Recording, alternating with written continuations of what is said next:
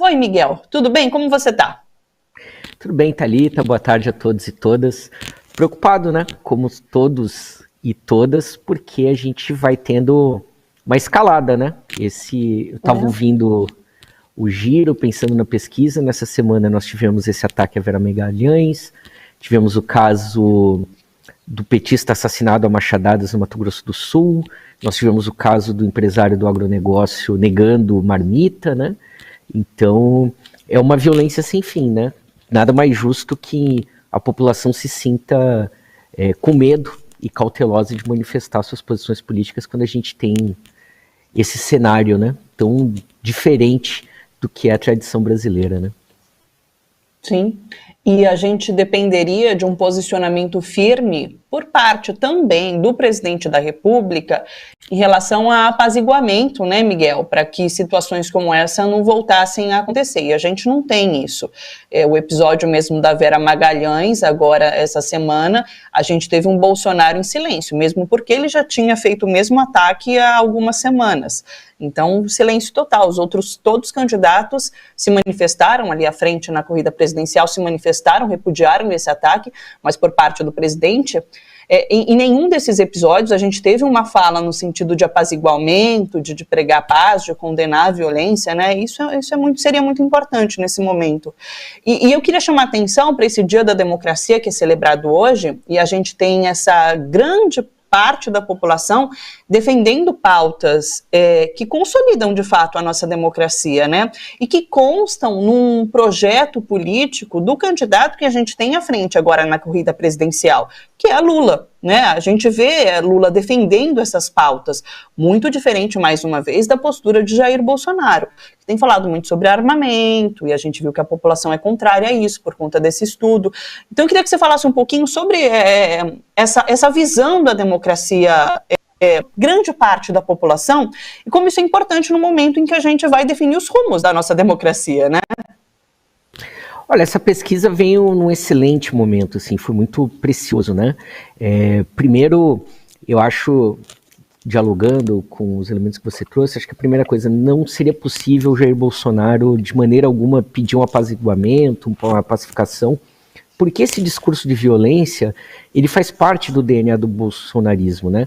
Seja do próprio Bolsonaro, né, de sempre incentivar, então você lembrou muito bem, o que esse deputado paulista fez agora não é muito diferente do que o próprio Bolsonaro fez no palanque, ali na tribuna da TV Bandeirantes, no primeiro debate. Foi exatamente os mesmos termos, o mesmo estilo, né?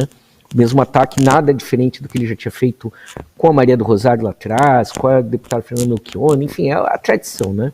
Então há uma ação pela violência, isso é típico do fascismo, do nazismo, e também que a psicologia, a psiquiatria explicam, né? Os seguidores do fascismo e do nazismo, em especial a classe média recalcada, eles também se movem por essa ação de vingança, de achar que estão sendo preteridos e que, enfim, a violência é a forma que eles canalizam essas frustrações, né?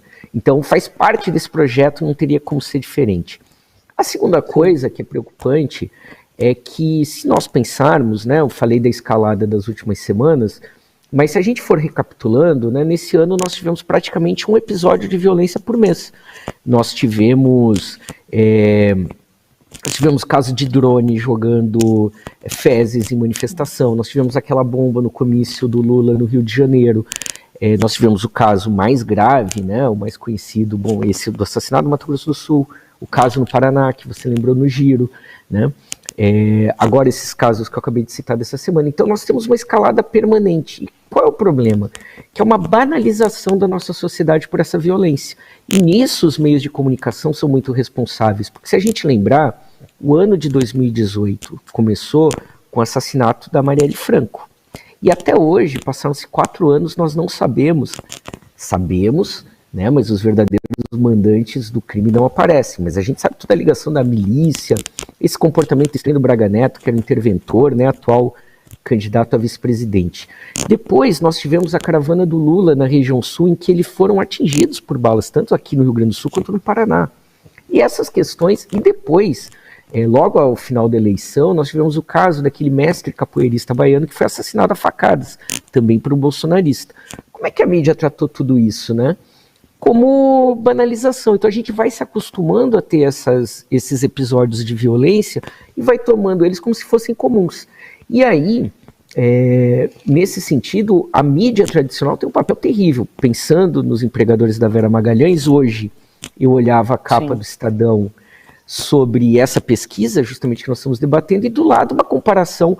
A esquerda aumenta os governos da América Latina, aumenta a violência, como se fosse causa e consequência, quando é justamente o contrário. A escalada de violência vem da ascensão da extrema-direita, né? E é bom lembrar a forma como tem tratado essa polarização como se fosse entre iguais, né? Todo o discurso da terceira via, que o Ciro repete, tem sido equivalente, né? Como se a gente tivesse essa violência por parte da esquerda, dos petistas, etc., quando a gente não tem um único caso de agressão bolsonarista, de uma morte, etc., né? E aí eu lembro sempre das declarações que o ex-presidente Lula tem insistido de que polarização sempre houve no Brasil. E é bom lembrar que de 94 a 2014 houve uma polarização entre o PT e o PSDB. E nós nunca tivemos nenhum caso de violência, nenhuma agressão, nenhuma tentativa de assassinato ao Geraldo Alckmin, ao José Serra, ao Fernando Henrique Cardoso, ao próprio Lula, né? Então o Lula sempre tem insistido de que uma coisa é ser adversário, outra coisa é inimigos. Essa é a diferença entre o comportamento de como os neofascistas fazem política, enxergando na esquerda, em tudo que é diferente, em tudo que não é conservador, em tudo que não é branco e masculino, né, como inimigo.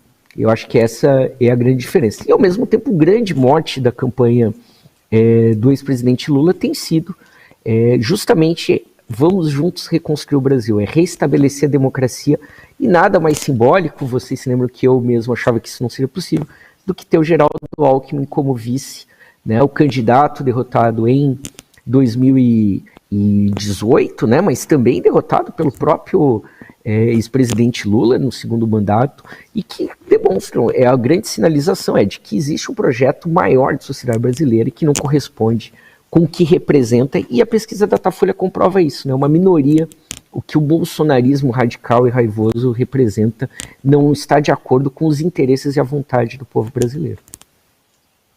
Você citou Geraldo Alckmin, mas a gente teve essa semana também a Marina Silva, né, se aproximando de Lula num ato bastante simbólico e muito importante para a campanha, nesse sentido de formação de uma frente grande, buscando ideais diferentes do que a gente tem hoje. Então também foi um passo importante, né?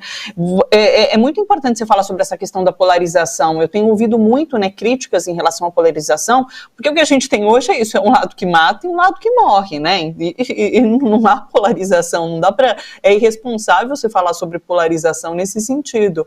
Eu tenho uma reportagem do UOL hoje mostrando que até os pesquisadores do Datafolha têm sido perseguidos, né? Tem o caso de uma moça que foi perseguida, saiu correndo, chamada de comunista, e quando ela caiu, levou um tombo, daí essas pessoas que a perseguiam pararam. Mas assim... É uma escalada de violência, é um temor constante.